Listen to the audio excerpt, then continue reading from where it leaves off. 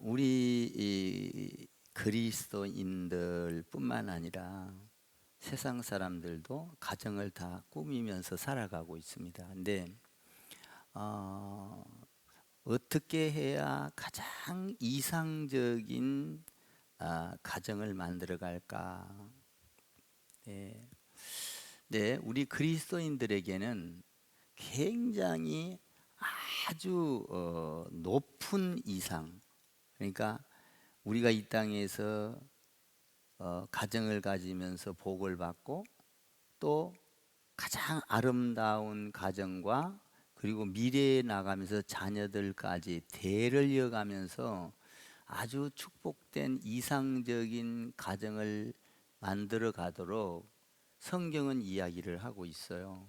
근데 그리스도인이면서도 그렇게 살아가지 못하는 것은, 또 그런 가정을 못 만들어가는 것은 매우 슬픈 일입니다.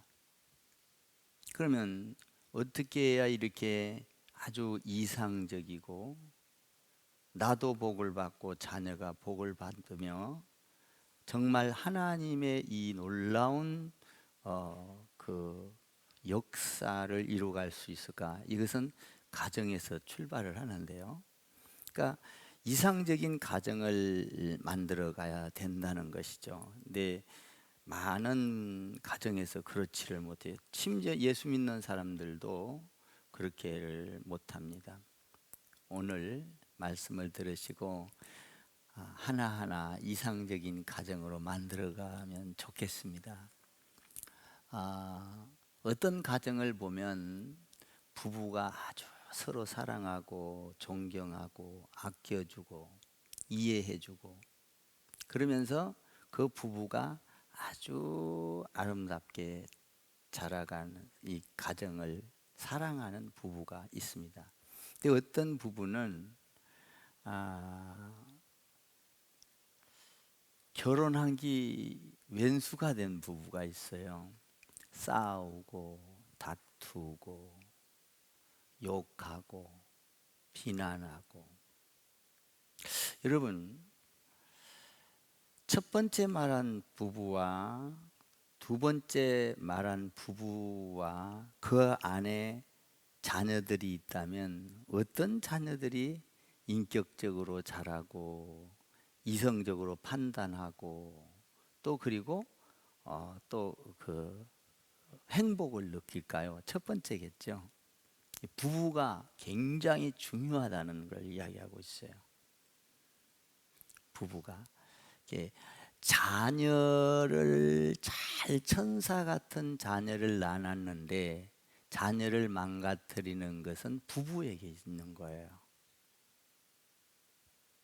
그러니까 결혼 생활이라는 게 얼마나 중요한지를 이야기하고 있는 거예요. 그러면 이런 이상적인 그 가정을 만들 때는 두 가지 조건이 있어요. 첫 번째로는 뭐냐면 그 안에 아주 평등한 가정을 이루어야 된다는 거예요. 그러니까 평등을 다시 말하면 수평적인 가정을 만들어야 된다는 거예요. 그렇게 하다 보면 두 번째로 생기는 것이 뭐냐면 이 질서가 잡히는 가정이 되는데, 이 질서를 다른 말로 말하면 수직적인 관계를 말하고 있는 거예요. 이게 이렇게 만들어 갈 때 가장 이상적인 가정을 만들어 갈 수 있고, 또 그 가정을 통하여 자녀들과 그 밑에 대를 이어가면서 그 이상적인 가정의 복을 받을 수 있다는 거예요. 그러니까 지금 내가 굉장히 중요한 거예요. 이거를 껐냐 못 껐냐에 따라서, 뭐 예를 들면 아주 좋은 가정에서 자란 사람은 그 좋은 환경을 만들어 갈 것이고, 나쁜 환경에서 자란 사람은 또 나쁜 환경에서 자라도록 자녀들을 기를 거예요. 그러면 이 이상적인 가정을 어떻게 해야 정말 만들어 갈 수 있을까 하는 것이죠. 어떤 가정은 아주 서로 공경하고 부모를 공경하고 또 정성껏 이런 모든 걸 음식도 준비하고 이런 가정도 있죠. 사랑이 넘치고 서로 신뢰하고 이런 가정이 있는가 하면 진짜 그렇지 못한 가정들도 많이 있다라는 것이죠. 그런 걸 볼 때 그러면 어떻게 해야 이런 가정이 이렇게 아름다운 가정을 만들어 갈까? 가정이라는 것은 이 땅에서 천국을 경험할 수 있어야 가정인 거예요. 그러니까 좋은 가정은 이 땅에서 천국을 경험할 수 있어야 돼요. 그러니까 이 가정은 천국을 경험할 수 있도록 하나님께서 주신 것인데, 이 가정을 천국을 경험할 수 있도록 주신 것은 하나님께서 큰 선물을 준 거예요. 그러니까 가정은 이 세상에서 가장 큰 선물을 받은 거예요. 아멘 좀 하세요. 선물. 오늘 우리 70세 넘으신 어르신들 사랑하고 존경합니다. 조그만한 거라도 선물을 받으니까 기분이 좋아요. 그죠? 안 받은 것보다는 좋잖아. 선물을 받으면 좀 기분 좋게 좀 많이 좀 해주시지. 선물을 받으면 무척 기분이 좋아요. 좋으시죠? 예. 하도 얌전하셔서 우리 70세 되신 분들. 그러면 너무나 기분이 좋단 말이에요. 조그마한 선물이요. 그러면 이 가정의 선물을 받았는데, 최상의 좋은 선물을 받았는데 기뻐해야 된다는 거예요. 행복해야 된다는 거예요. 근데 이렇게 좋은 가정을 받았음에도 불구하고 싸우고 다투고 욕하고 그 안에서 자녀들은 또 그것을 배우면서 이 얼마나 슬픈 일인가.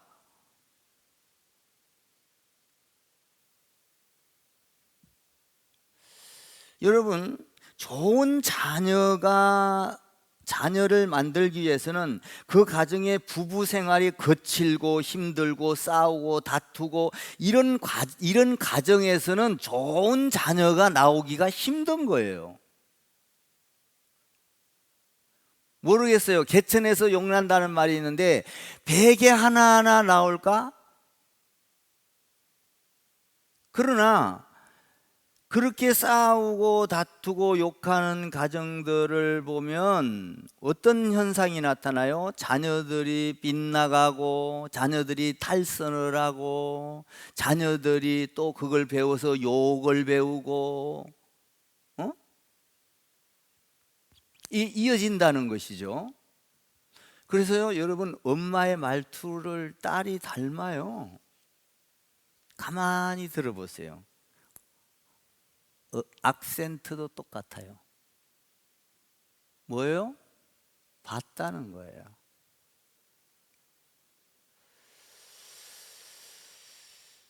그러면 성경에서 이야기하고 있는 아주 가정적인 이상적인 가정의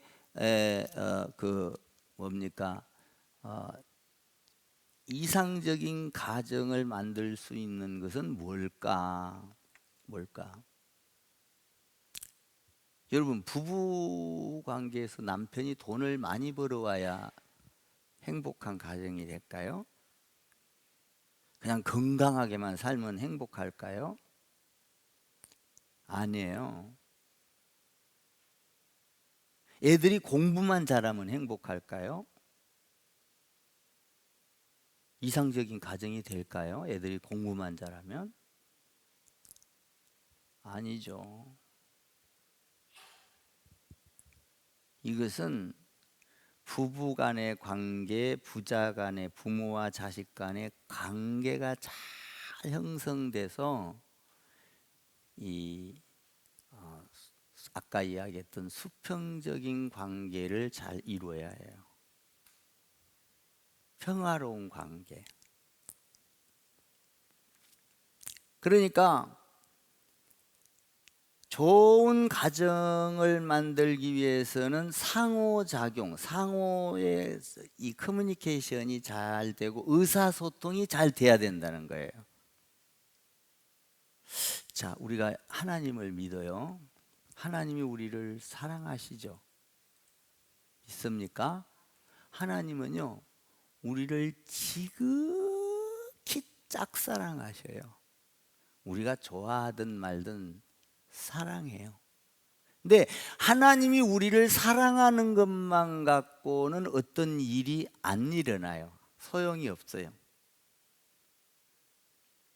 아무 일이 안 일어난다고요.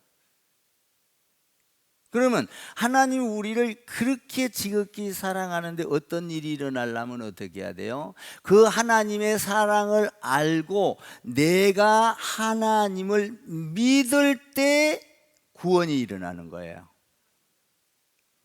역사가 일어나는 거예요. 하나님과 나와의 관계 소통이 됐을 때 하나님이 아무리 나를 사랑한다고 해도 내가 반응을 안 하면 하나님하고 나하고는 상관이 없다. 자, 나를 봐요. 아무 혼자 박수를 치려고 해도 한 손으로 갖고 안 돼요. 이래야 반응이 오는 거예요. 하나님과 나의 관계, 부부와의 관계, 자녀와의 관계, 의사소통.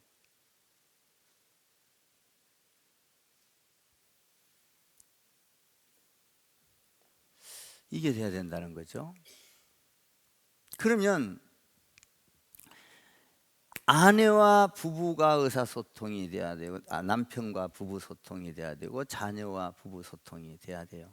일방적으로 어떤 것을 지시형이나 일방적인 어떤 내가 바라는 거나 일방적으로 요구하는 거나 부부 간에서도 마찬가지고 자녀 관계도 부부자 간에도 부모 관계도 마찬가지고 다 마찬가지. 일방적으로 이런 것은 이런 통로는 절대적으로 이상적인 과정을 만들 수가 없다 이 말이에요.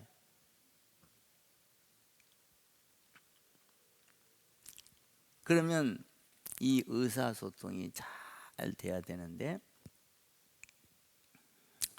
그러려면 우리가 어떻게 해야 되느냐? 내 생각과 나보다도 상대방이 어떤 생각을 갖고 있냐, 어떤 마음을 갖고 있냐에 대한 관심을 가져야 돼요. 그래야 의사소통이 돼요. 의사소통이 안 된 사람은 가만히 보면 자기 생각하고 있다가 다른 사람의 이야기를 실컷 해도 또 자기 생각으로 들어가죠. 안 맥혀요. 그러니까 일방적인 건 안 된다 이 말이죠. 그렇다면 우리 부부가 가정생활을 하면서 이제 오늘은 자녀 관계도 이제 살펴봐야 되는데, 자녀 관계 부부가 이렇게 이제 의사소통이 되면서 자녀의 생각으로 들어가 보고 있냐 이 말이죠. 키울 때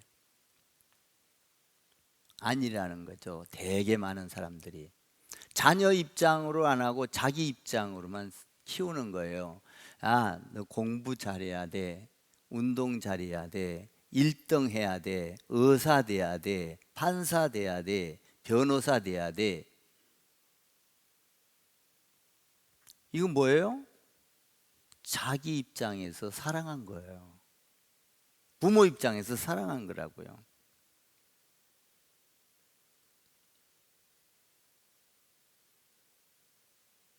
그러니까 이 아이들이 다 받아들이지를 못하는 거예요. 왜 못 받아들이냐? 어린 아이들은 성숙해요, 미성숙해요? 모른가 보네. 성숙해요, 미성숙해요? 어머니, 아버지보다 미성숙하죠. 미성숙한 아이에게 미성숙한 상태의 그거를 생각해야 된다는 거예요. 그 또래의 나이로 내려가야 된다는 거예요. 자, 우리 예수님께서 우리를 구원하기 위하여 그 높은 데서 해갖고는 구원을 하나도 못 받아요. 우리에게 내려와서 인간의 몸을 입고 우리와 의사소통이 되어 소리가 나게끔 만들었기 때문에 우리가 구원을 받을 수가 있는 거예요. 그래서 엄청난 일들을 해나가는 거예요. 우리가 지상명령을 이루고.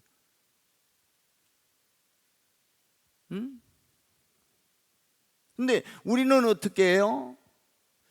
그 미숙한, 저 아주 미숙한 아이의 생각으로 들어가지를 않는다는 거예요. 예, 그래서 내가 너를 얼마나 사랑하고 너를 얼마나 돈을 많이 들이고 너를 학원을 몇 개를 보내고 이렇게 해서 기르고 사랑했는데 너 왜 그거밖에 안 되냐?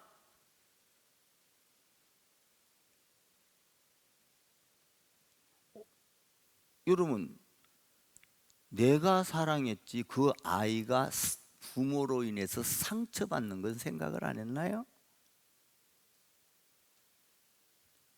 그러니까 이 아이가 그런 상처를 받아가면서 자라가면서 어떻게 하냐? 아우, 정말 엄마 아버지가 속으로는 물론 사랑스럽죠, 존경하죠. 그러나 미운 마음을 갖게 돼요.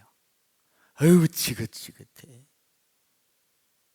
아니야, 어떤 경우는 막 죽이고 싶은 생각도 들. 그래서 사회에 부모지간에 칼부림이 나고 싸우는 거예요. 죽이는 거예요. 이런 관계 때문에. 야, 나는 너를 사랑했어. 그랬는데 내가 너를 얼마나 잘 키웠냐. 결혼했는데 야, 엄마 아빠한테 용돈도 가져오고. 왜? 자기는 사랑했지만 정작 물어보면 나는 엄마 아빠 때문에 상처를 받았다 이 말이에요.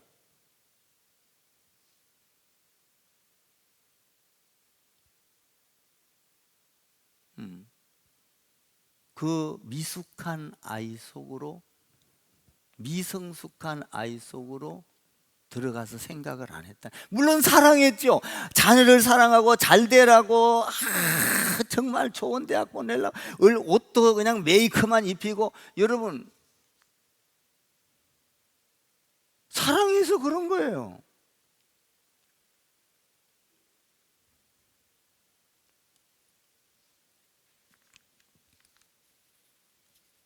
그러면 이상적인 부부가 됐을 때는, 서로 이해관계가 됐을 때는 그런 미움과 막 그 싸움과 다툼과 이런 게 없어지거든요. 커뮤니케이션이 되니까.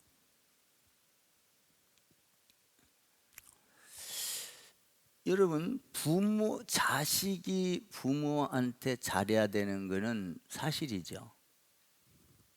그러면 그거는 이제 그렇게 막 미워하고 막 이런 가정도 있어요. 자녀들이, 여러분들 자녀들 우리 엄마 사랑해 어쩌고 하지만요, 가슴 속엔 상처받은 거 있는가 살펴보세요. 살펴봐야 해요. 제가 한번 큰 충격을 받은 적이 있는데, 저는 참 무지했다고 할까요? 하나님을 너무 사랑했다고 할까요? 제가 그걸 회개를 많이 하고,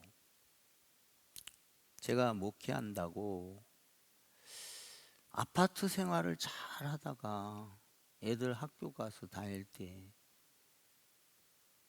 약간 시골로, 지금은 많이 개발됐는데 성복동 수지에 안으로, 그때 돼지 냄새가 나고 개 키우고 닭 키우고 그럴 때요, 기도하고 그 산이 흘리게끔 기도하고 꼴짝으로 들어갔네. 자녀 생각을 안 한 거였어요. 목회 생각만 한 거예요. 근데 들어가서 이제 거기서 목회를 열심히 하고 있는 거죠. 조그마한 목회. 근데 자녀들은 아파트 생활하다가 그 아파트 생활한 교회 애들하고 생활을 하다가, 여러분 그런 실수 범하지 마세요. 하다가 혼자 가들하고 떨어져서 그 냄새나는 시골 꼴짝으로 들어오니까 얘들은 창피하고 상처를 받은 거야. 아우, 제가 그 얘기를 듣고요, 이제 다 성인이 돼서 아빠 우리 이런 일이 있었다. 제가 울었어요.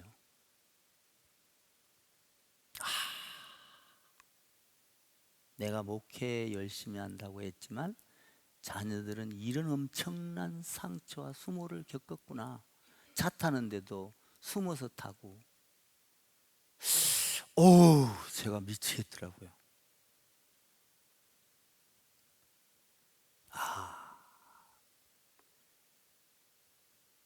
거기서 또 얻은 것도 있겠죠. 자녀가 지구력이 생기고, 내 생각을 했다는 거예요. 하나의 자녀 입장에서 보지 않았다는 거예요. 목회만 생각했다는 거예요. 자녀들이 환경이 바뀌는데 이렇게 중요한 것을 뒤늦게야 깨달은 거예요.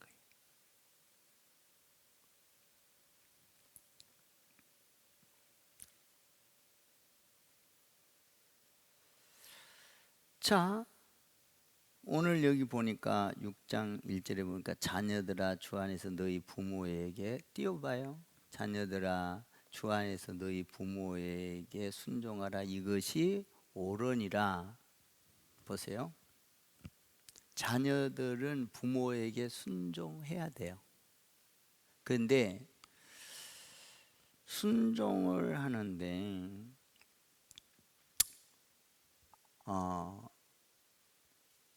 자녀들이 이제 부모에게 순종을 하라, 그리고 부모를 공경하라. 맞아요? 맞죠? 이거는요, 우리 예수 믿는 사람 아니라도요, 동서양을 막론하고 모든 세계인이 다 부모를 공경하고 순종하고 사랑하고, 불교에서도 알고 있고 유교에서도 알고 있고 그렇게 해야 된다는 걸 사회의 우리 통념으로 학교 다니면서 도덕적으로도 교육을 받아서 알고 있지요. 다 알아요. 이거는 다 알아요. 세상적인 방법으로, 세상적인 사랑으로 부모도 자녀를 사랑할 때 그런 방법으로 사랑을 하기 때문에, 그런 방법으로 이야기를 하고 우리가 가정생활을 하기 때문에 이상적인 가정을 못 만들어 간다는 사실이에요. 배운 것 같고 되나요?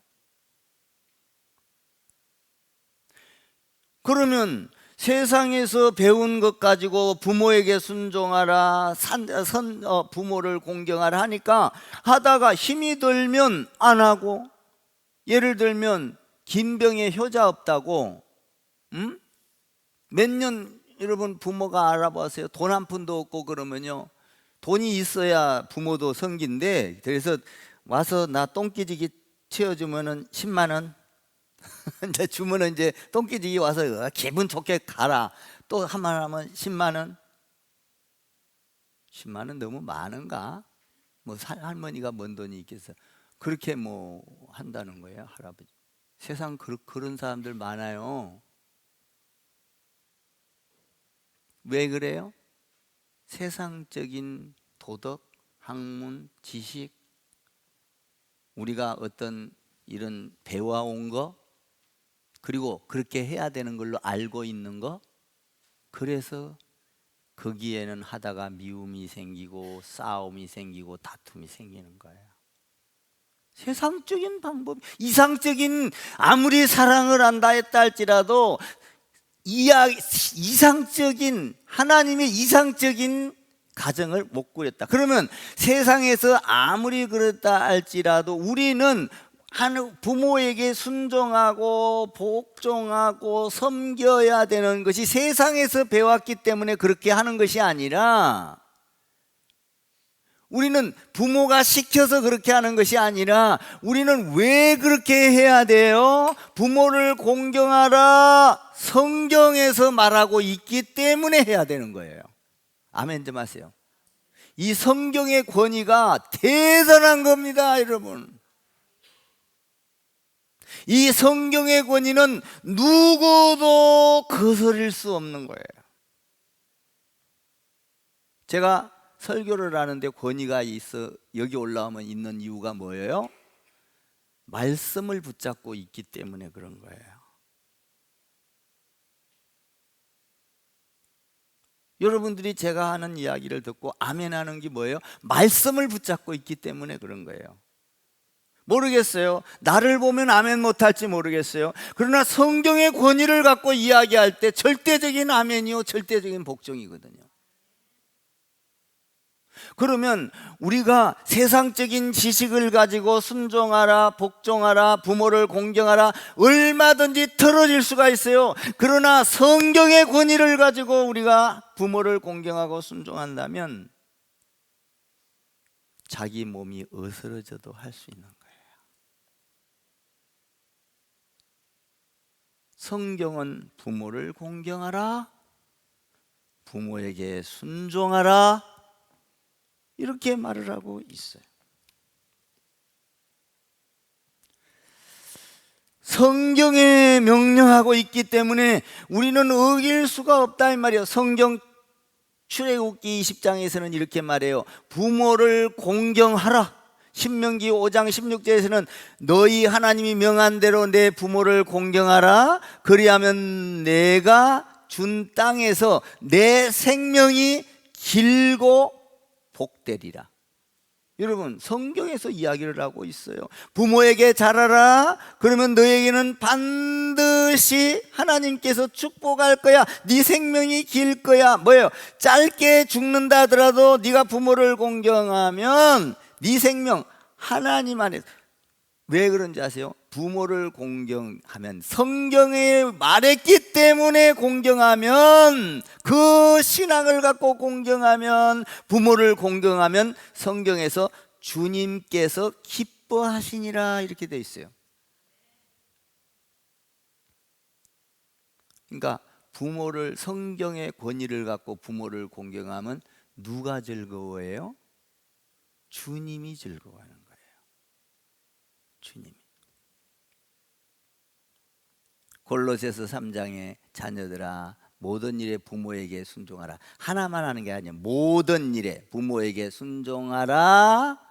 순종하면 이는 주 안에서 기뻐하는 것이니라. 주 안에서 기뻐하는 것이니라. 주 안에서 기뻐하는 것이니라.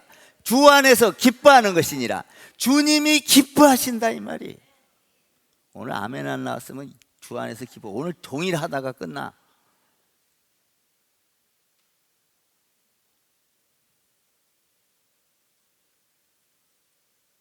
자녀들아 모든 일에 부모에게 순종하라. 이는 주 안에서 기쁘게 하는 것이니라. 기가 막힌 거예요. 그러니까 주님이 순종하라 말씀이 했으니까 순종을 해야 되는 거예요. 배워서가 아닙니다. 도덕적으로 상식적으로 우리가 어떤 도를 닦아서 하는 것이 아니에요. 내 관점하고는 상관없어요. 기분 나빠도 해야 되고, 내 관점이 아니다 이 말이에요. 이거는 주님이. 부모를 공경하라. 내가 기분이 나빠도 해야 되고, 성질이 나도 해야 되고, 병들어도 해야 되고, 아멘. 돈이 많아도 해야 되고. 이게 자녀에 대한 거예요. 그러면 이렇게 하려면 어떻게 해야 할까요? 여러분들이 세상적인 방법을 갖고는 안 된다 이 말이요. 자녀들이 그렇게 할 수가 없어요.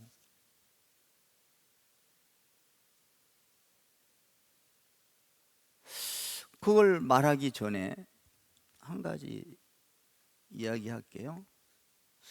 성경에서 보면 여러분들이 잘 아는 대로 룻이 있어요. 룻. 룻은 결혼하고 남편이 죽죠. 근데 룻이 그 시어머니를 참 사랑해요. 그래서 룻이 시어머니를 잘 섬기면서 어머니가 가는 곳에 나도 가고, 어머니가 믿는 하나님이 내 하나님이 되고, 어머니가 죽는 곳에 가서 나도 죽는 것이고. 지금 부모를 공경하니까 누가 기뻐해요? 주님이 기뻐하는 거예요. 자, 룻은 이방년이에요. 성경에 들어올 자격이 없어요. 성경에 이름이 기록될 만한 사람, 인물이 아니에요. 한마디로 말하면 이방인, 저주받은 사람이에요. 근데 하나님을 알고 룻이 시어머니를 따라하면서 그렇게 부모를 공경하니까 룻이라는 이름이 예수님의 족보에 올려져요.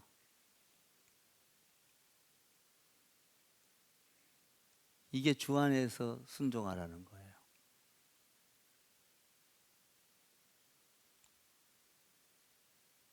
그러면 이게 이상적인 가정이 반토막만 됐잖아요, 지금. 그러면 이상적인 가정이 되려면 그러면 어떻게 해야 되는가 하는 것이죠. 4절을 읽어봐요. 4절을 읽어요. 시작. 또 아비들아 너희 자녀를 노엽게 하지 말고 오직 주의 교훈과 훈계로 양육하라. 내 방식으로 하지 말고 이 말이에요. 자녀를 노엽게 내 방식으로 하지 말고 어떻게 하라? 하나님의 말씀을 가지고 훈계하고 하나님의 말씀을 가르치고 예배를 가르치고 기도를 하는 모습을 보이고 하나님의 말씀으로 양육하고 훈계하라. 오늘 뭐예요? 이 유아세례 받고 나서 이렇게 17살, 14살, 13살 이상 다 자랐죠. 19살. 얘들은 그래도 세상하고 달라요. 예배를 드리는 걸 받고 기도하는 걸 받고 배웠잖아요. 훈계하라. 여러분 어떤 사람은요 교회 다니면서도 야 너 대학 가야 되잖아. 너 지금 공부할 때 공부하고 주일날 학원 가 학원. 여러분 지금 뭐 하는 거예요? 예수 믿는 사람들이 뭘 잃고 있어요? 공부는 잘할지 모르지만 그 인생에 엄청난 대대로 이어야 할 것을 잃고 있다 이 말이에요.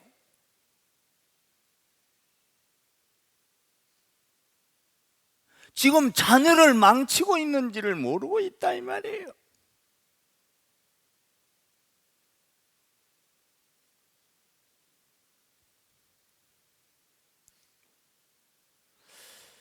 저는 목회를 이렇게 오래 하면서 이런 모습들을 보면은 막 가슴이 아파요.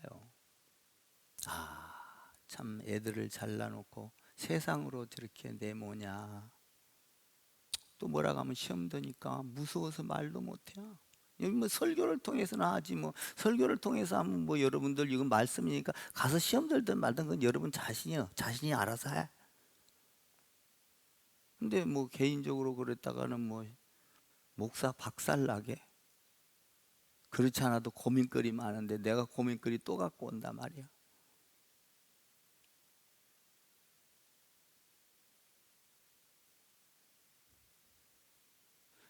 자, 자녀를 말씀으로 훈계하고 양육하고 기도해주고 그리고 주일 지키게 하고 찬송하고 봉사하게 하고.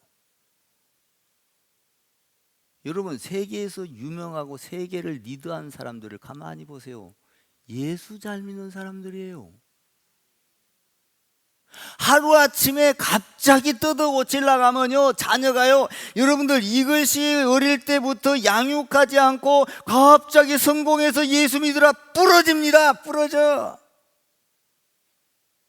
나무도 갑자기 힘은 부러지는 거예요.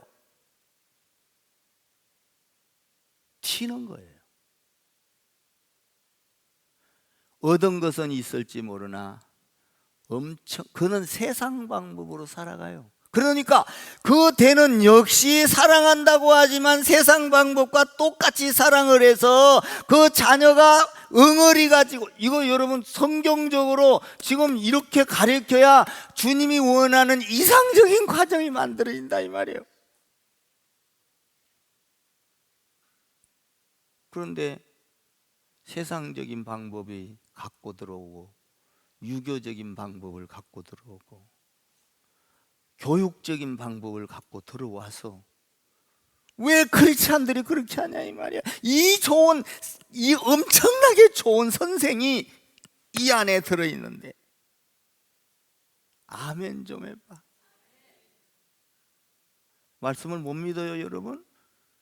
이거 못 믿고 나는 학원 보내야 되겠다 이거죠? 보내지 말라는 얘기가 아니에요. 어떻게 자녀를 양육을 해야 될 것인가? 그러면요, 걔가요, 여러분들 11조도 마찬가지죠. 미안해요. 갑자기 하나님 안에서 11조, 이거 언고에 없는 거예요. 내가 11조를 하고 바치고 자녀가 보잖아요. 알지 않아요.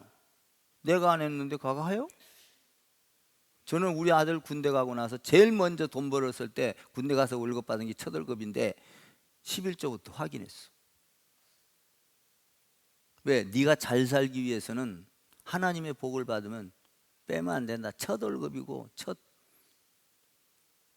갖고 와라. 저 주보. 아무리 했 줄 알아. 신앙을 그렇게 키웠으니까. 그러나 체킹을 하는 거예요 내가. 왜? 다시 강하게 교육이 들어가는 것이죠. 체크를 함으로. 네가 잘 살고 싶고 풍요롭고 앞으로 평강하게 살고 싶냐? 체크를 하는 것이죠. 양육을 말씀으로 하는 거예요. 그 자녀는요, 삐끄러 나라게도 안 하고 부모에게 대들으라게도 대들 수가 없습니다. 그 자녀는 대들 수가 없어요.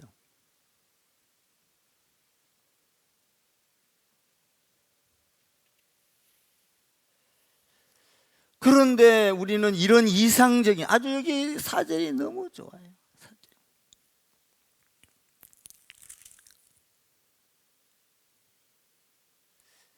그러니까 노엽게 하지 마. 내 방법으로 하면은 안 된다 이 말이요. 그러니까 내 방법으로 해서 막 공부 열심히 시키려고 막 하고 그냥 이 자식아 1등을 해야지. 자기는 1등 못했으면서 왜 자꾸 1등 하라 그래. 성적표 좀 까봐. 자기 방식, 자기가 사랑하는 방식이야 이게. 어? 야, 청소해라. 자기도 청소 안 하잖아. 막 어떤 때는 어지러 놓기도 하고. 어지러 놓을 수도 있어요. 저는요, 청소요 하라 소리 안 합니다. 단 한 번도 안 해요. 지저분하면 내가 해요 그냥. 나 우리 집에서 이 사모 있지만 안 해요. 시키지 않아요. 지저분하면 내가 하는 거예요. 보고 보면 하겠지.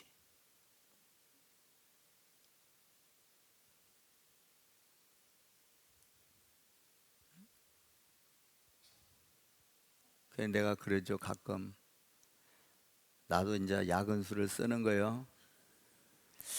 내가 몸 움직일 때 건강할 때는 내가 할 테니까 나는 못 움직이면 해줘. 내가 다 할게. 그렇잖아요. 내가 지금 건강한데 해야죠. 내가 다 해줄게. 그냥 일어나 하지 마. 설거지 내가 할 테니까 가서 우아하게 커피만 한 잔 타와. 그렇잖아요. 이건 말로만 하는 게 아니라 실제 우리 집에서 일어나고 있는 사건들이요.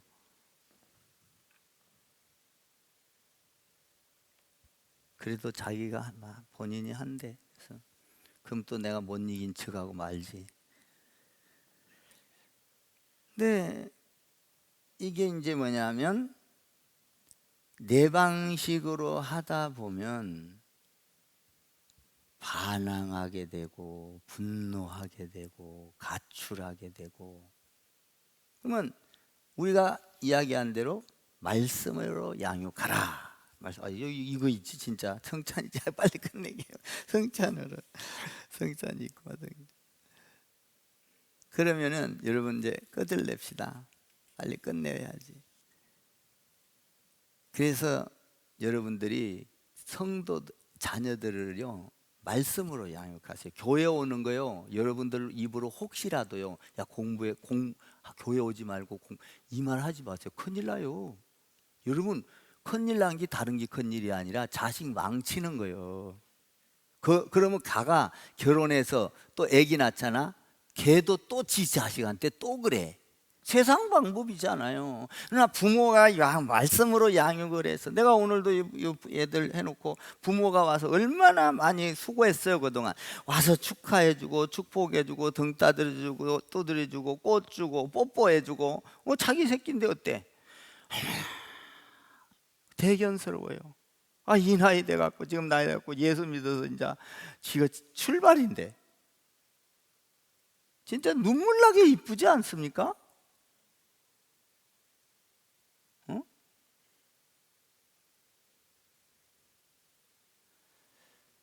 그러니까요 여러분들이 말씀으로 양육해. 여러분들 만약에 말씀으로 양육 안 하고 자꾸 세상 방법으로 하면요 잘 키운 것 같으나 엄청난 큰 것을 잃어버린다는 사실을 꼭 명심해야 돼요.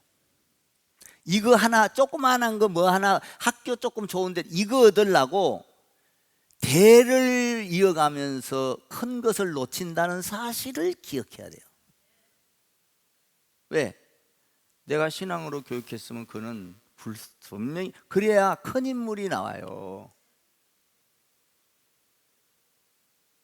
여러분 서울대학 가고 박사 되는 것보다요 주일 지키고 예배를 지키도록 양육하는 게 더 큰 걸 얻는 거예요. 주일 가고 공부하는 건 고놈 한테만 하고 또 다음에 이렇게 고깃이 이어지니까 안 좋지만 주일 지키고 예배 드리게 하는 거는요 가한테만 한 게 아니라 이놈이 성장해서 아기를 낳고 또 이놈이 성장해서 대를 잇고 그 대를 그래서 3대 4대 가면은 얼마나 좋아지겠어요. 에? 큰 거를 얻는 이상적인 가정. 할렐루야. 세상에 이상적인 거 말고 도덕으로 이상적인 거 말고 성경이 원하는 이상적인 가정을 만들어라 이 말이에요. 그랬을 때 성경을 가르치고 기도해주고 성경이 명령했으니까 하는 거예요.